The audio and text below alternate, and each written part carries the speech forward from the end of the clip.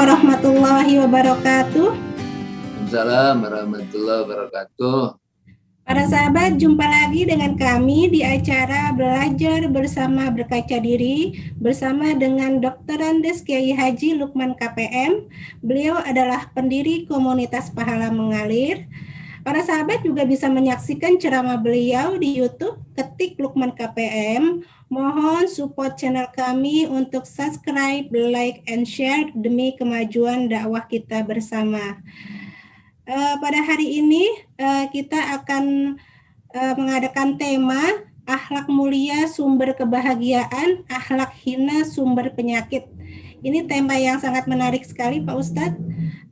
Mohon kiranya Pak Ustadz untuk menjelaskan mengapa untuk kali ini Pak Ustadz mengangkat tema ini. Silakan Ustadz. Ya, baik. Assalamualaikum warahmatullahi wabarakatuh. Waalaikumsalam warahmatullahi wabarakatuh. Para sahabat KPM yang dirahmati Allah, para sahabat semua yang menyaksikan acara ini, alhamdulillah kita sampai pada bagian kelima dengan tema akhlak mulia menjadi sumber kebahagiaan, akhlak hina menjadi sumber penyakit. Jadi para sahabat, memang betul itu di dalam berkaca diri itu kan terlihat ada dua. Ada yang bagian hitam sebelah kiri, ada yang bagian putih sebelah kanan. Nah, yang bagian sebelah kiri ini memang berisi hal-hal yang negatif, yang jumlahnya juga cukup banyak, dan itu merupakan sumber penyakit. Dan yang bagian kanan itu adalah bagian yang putih yang menjadi sumber kebahagiaan.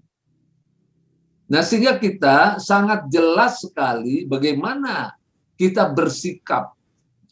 Apakah kita akan mempertahankan sumber penyakit atau kita akan berubah? Kita berhijrah. Kita melakukan perubahan-perubahan diri kita ke arah yang lebih baik sehingga dia menjadi akhlak mulia. Karena akhlak mulia itulah sumber kebahagiaan. Nah, karena itu saya ingin menjelaskan rinciannya seperti apa itu dalam program pembinaan akhlak ini, sehingga harus dijelaskan mana akhlak hina, mana akhlak mulia, dan seperti apa rinciannya itu. Nah, hari ini insya Allah saya akan jelaskan itu supaya lebih paham, lebih mengerti bagaimana kok akhlak mulia menjadi sumber kebahagiaan. Nah, ini para sahabat, kita akan lihat slide berikut ini.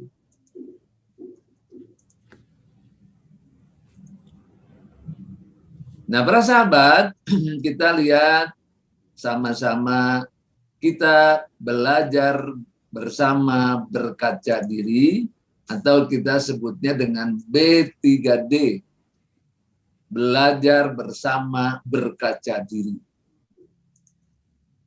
Nah, ini kita lihat berkaca diri itu warnanya kuning nih, warnanya kuning. Ya, berkaca diri ini warnanya kuning karena kita akan melihat siapa diri kita. Ya, apakah kita banyak yang hitam atau banyak yang putih? Apakah kita akhlaknya hina, lebih dominan? Apakah akhlak mulia yang lebih dominan? Nah, ini kita rinci. Ya, karena ini kita lihat di dalam poster ini, ya, ini berbentuk poster yang para sahabat bisa ambil posternya ini di website www.salatkhusuk3t.com. Ya, di sini terlihat yang bagian hitam ini adalah sumber penyakit, penderitaan, dan hambatan rezeki.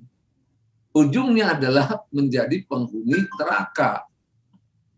Nah, sedangkan bagian kanan ini adalah sumber kesehatan, kebahagiaan, dan kemudahan rezeki.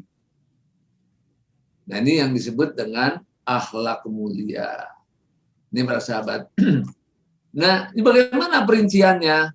Nah, sekarang kita lihat akhlak mulia sumber kebahagiaan, akhlak hina sumber penyakit. Bahkan akhlak mulia tadi ya itu bukan hanya sumber kebahagiaan saja. Ternyata dia sumber kesehatan juga dan sumber kemudahan rezeki juga. Ya, jadi kita lihat rinciannya seperti apa itu. Akhlak mulia itu kok dia bisa menjadi sumber kebahagiaan, sumber kesehatan dan kemudahan rezeki. Kita lihat. Yang pertama kali ya kolom-kolom ini memang ada di dalam berkaca diri itu. Nah, dalam rangka dia seorang manusia yang sadar, yang selalu ingat Allah, maka perilakunya itu betul-betul selalu mengikuti perintah-perintah Allah. Nah, di antaranya ingat Allah itu adalah mempelajari banyak hal yang harus dipelajari dalam mengingat Allah itu, yaitu berilmu, Islam, tauhid, ma'rifah, syariat, muamalat, berwawasan, memiliki keterampilan, dan kita memiliki kemampuan untuk menguasai teknologi. Jadi orang-orang yang ingat Allah itu benar-benar orang yang memiliki kemampuan dan berilmu tinggi. Nah, ini perintah-perintah Allah ini. Nah, ini ingat Allah dengan berilmu menjadi sumber kemudahan rezeki, sumber kebahagiaan, dan sumber daripada kesehatan. Nah, kemudian kita lihat lagi orang-orang yang akhlak mulia ini, ya di kolom 10 ini, sifatnya kasih sayang, rendah hati, lembut, pemaaf, musyawarah, hormat, berbuat baik, tepat janji, berkomitmen, sopan, toleran, bersahabat, dermawan, dan gotong royong. Nah, seandainya ada satu keluarga, ya satu keluarga, atau kita punya kawan, atau satu lingkungan yang sifatnya seperti ini, tentu kita merasa bahagia sekali. Ya, ini baru satu kolom. Nah, kita lihat lagi kolom berikutnya. Kolom berikutnya, orang-orang yang berakhlak mulia memiliki kebiasaan, memiliki jiwa yang sabar, disiplin, istiqomah, teguh, tekun, teliti, berjuang, rajin, tertib, kompak, ulet, sungguh-sungguh. Nah, ini diajarkan oleh Al-Quran semua. Jadi kalau kita punya keluarga, punya anak, punya lingkungan yang orangnya seperti ini, apalagi bangsa itu seperti ini, luar biasa. Ya, itu menjadi sumber kebahagiaan dan sumber kemudahan rezeki. Nah, kita lihat lagi, ya di kolom 12, yakin, tegas, berani, bela diri, khusyuk, bijaksana, optimis, adil, waspada, konsentrasi, dan menjaga kehormatan. Nah, ini semua diajarkan oleh Al-Quran. Ya, luar biasa Al-Quran ini. Nah, ini akhlak mulia inilah yang harus kita bangun seperti itu.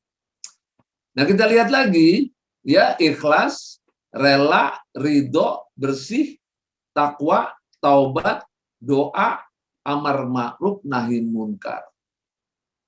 Nah, kalau lingkungannya seperti ini, jiwa kita seperti ini, kita akan bahagia.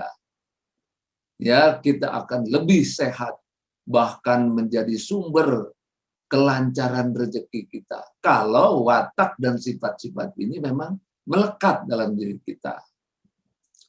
Nah, kita lagi lihat lagi, nah di sini ternyata beriman pada Allah dan Rasul-Nya. Melaksanakan rukun Islam, meyakini rukun iman. Nah, kemudian orangnya itu, orang berakhlak mulia itu, orang-orang yang bersyukur, hidupnya bergembira, tawakal, berjihad, bertasbih, ibadat, dan bela agama. Nah, kemudian yang ke-16-nya, di kolom 16 ini ada yang jujur, berkorban, amanah, tanggung jawab, komunikatif, benar, pandai, beradaptasi, cerdik, supel, tenang, dan taat. Nah, ini para sahabat sekalian. Jadi, inilah yang disebut dengan akhlak mulia itu. Kalau kita memiliki akhlak yang seperti ini, maka inilah awal daripada kemajuan, awal daripada pembangunan diri, awal daripada kejayaan, awal daripada kebahagiaan itu. Nah, inilah dia mengapa kita harus berkaca diri dan membentuk diri menjadi akhlak mulia. Nah, para sahabat, sebagaimana tadi saya katakan, ternyata ya kalau kita tidak mau berakhlak mulia, tidak melakukan perubahan-perubahan pada diri kita, maka kita berada pada posisi yang nyaman ya di bagian akhlak hina. Nah, ini memang akan menjadi bahaya untuk kita sendiri. Karena akhlak hina itu menjadi sumber penyakit, sumber penderitaan, dan sumber hambatan rezeki. Ya, nah ini kita memang melihatnya seringkali tidak betul-betul mendetail tentang seperti apa akhlak hina itu. Nah, sehingga kadang-kadang kita berada pada posisi akhlak hina, tetapi kita tidak melakukan perubahan dan kita nyaman justru melakukan perbuatan-perbuatan yang bisa dirasakan sesuai dengan yang bagian hitam itu, yaitu akhlak hina. Nah, seperti apa sumber penyakit, sumber penderitaan dan hambatan ini dalam kerangka akhlak tadi? Nah, kita lihat watak dan sifat seperti inilah yang menjadikan kita, membahayakan kita sekaligus, menjadikan kita lebih terpuruk dan sekaligus membahayakan kita. Nah, kita lihat lupa pada Allah. Lupa Allah. Jadi orang bodoh, pembantah, berhayal, sok tahu, melamun. Nah, ini ada di dalam Al-Quran. Ya, nah kemudian kita lihat lagi takabur, sombong, riya, pamer, merendahkan orang, boros, mencela, mengumpat, merasa cukup. Nah, merasa cukup di sini maknanya adalah merasa cukup bukan apa istilahnya yang membuat kebaikan ya, artinya ini merasa cukup tuh sombong, maksudnya tidak memerlukan Tuhan lagi begitu. Ya, merasa cukup, saya bisa, maksudnya sombong itu. Ya, jadi bukan merasa cukup dalam artian yang bersyukur, bukan.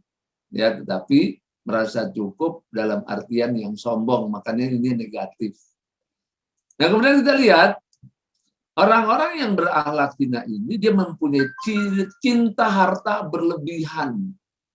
Ya, hartanya berlebihan cintanya, melampaui batas, kikir, ingkar nikmat, khawatir, sedih, was-was, egois, minder.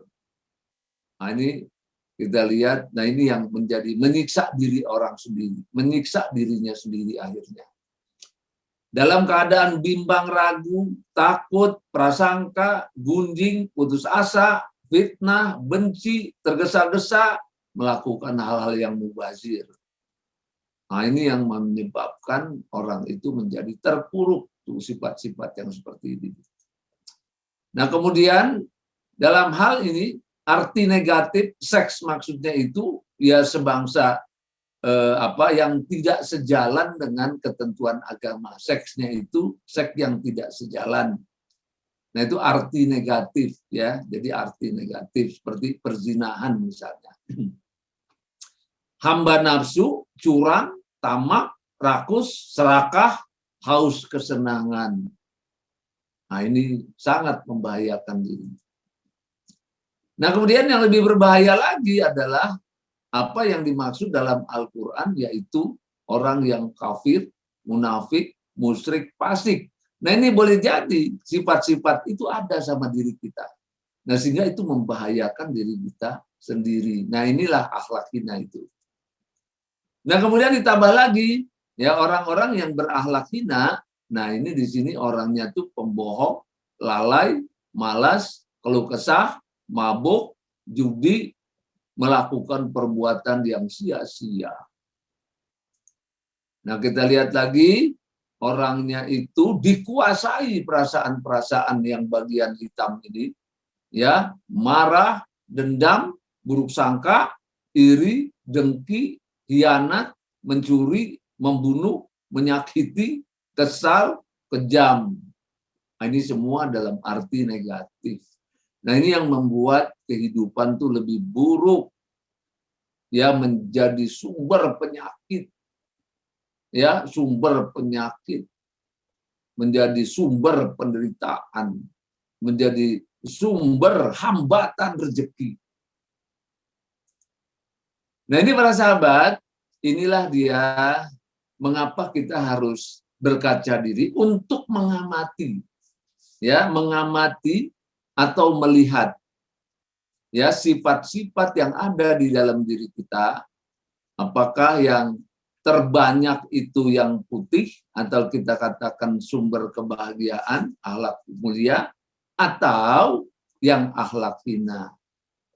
Nah, jadi dengan demikian kita belajar keduanya untuk kita senantiasa terus-menerus melakukan perbaikan diri, ya, menuju akhlak mulia, ya, karena kita memerlukan kemuliaan diri kita agar kita hidup kita benar-benar bahagia, benar-benar sehat, rezeki kita lancar.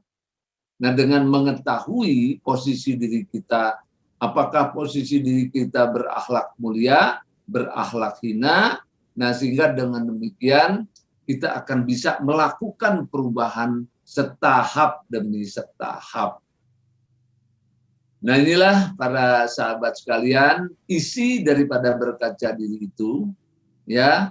Jadi sumber kebahagiaan ada di akhlak mulia, sumber daripada penyakit ada di akhlak hina. Nah sekarang dengan terpetakan seperti ini kita bisa melakukan perjuangan untuk diri sendiri sehingga kita bergerak, terus bergerak, berubah ke arah yang lebih baik dengan berkaca diri.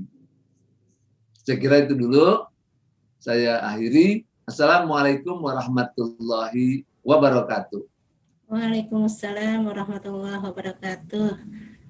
Terima kasih Ustadz atas pencerahannya. Luar biasa dengan skema ini, saya dan kita semua jadi bersemangat untuk berhijrah ke akhlak yang mulia, yang menjadi sumber kesehatan, kebahagiaan. Dan benar, rezeki akan datang pada hati yang bahagia dan lapang. Para sahabat sekalian, luar biasa tema kita kali ini, sangat menarik. Insya Allah kita akan bertemu lagi di video yang akan datang dengan tema yang lebih spesial dan menarik lagi. Wassalamualaikum warahmatullahi wabarakatuh.